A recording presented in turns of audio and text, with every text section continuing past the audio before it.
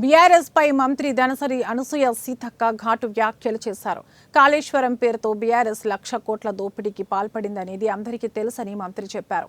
Musi project మొదలే కాలేదని, అప్పుడే 1,50,000 కోట్లు అంటూ దీర్ఘాలు తీస్తున్నారని బీఆర్ఎస్ నేతలను ఎద్దేవా చేశారు. బీఆర్ఎస్ పాలనలో ఎన్నో అక్రమ కట్టడాలు పుట్టుకొచ్చాయని, క్షేత్రస్థాయి వాస్తవాలు తెలుసుకోకుండానే అడ్డగోలుగా అనుమతులు ఇచ్చారని మంత్రి సీతక్క ఆరోపించారు.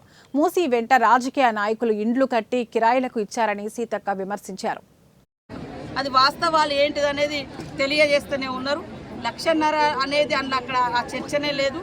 కాకపోతే మూసీ నది మూలంగా 2 రకాల నష్టాలున్నాయి. మూసీ ఎప్పుడు ప్రవహిస్తుందో ఒకప్పుడు ప్రవహించి ఊర్లో మునిగిపోతా ఉంది. అదే కాకుండా మీరు కూడా చూడండి, ఎక్కడైనా ఈవెన్ కరీంనగర్ కానీ, వరంగల్ కానీ, ములుగు కానీ అక్రమంగా గత 10 ఏళ్లలో విపరీతంగా కట్టడాలు పెరిగింది. గత ప్రభుత్వమే చెప్పింది, ఎట్లా అంటే అట్లా మీరు అప్లికేషన్ పెట్టండి, మేము పర్మిషన్ ఇస్తామని. ఓ గ్రౌండ్ రియాలిటీ లేదు, క్షేత్రస్థాయి పరిశీలన లేవు, ఇచ్చేసారు. దాంట్లో మూసీ నది ఎంబటి కూడా పబ్లిక్ అంటే ఎంతోమంది పొలిటికల్ లీడర్స్ ఉన్నారు.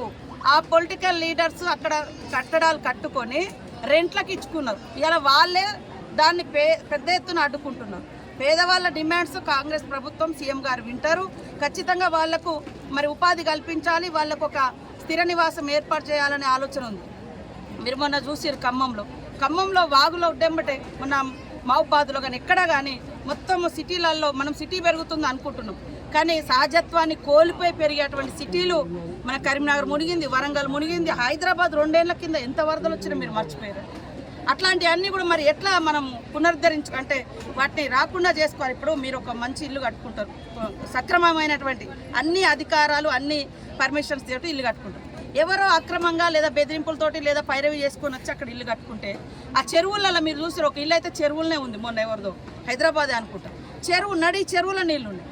ఇంత ఎందుకు కామారెడ్డి పోయే దారిలో నేను మొన్న ఆదిలాబాద్ పోతుండో చూసిన డబల్ బెడ్రూమ్లను కూడా చెరువులనే కట్టించారు. మీరు చూడండి, ఆ టోల్ గేట్ దగ్గర కామారెడ్డికి దగ్గర.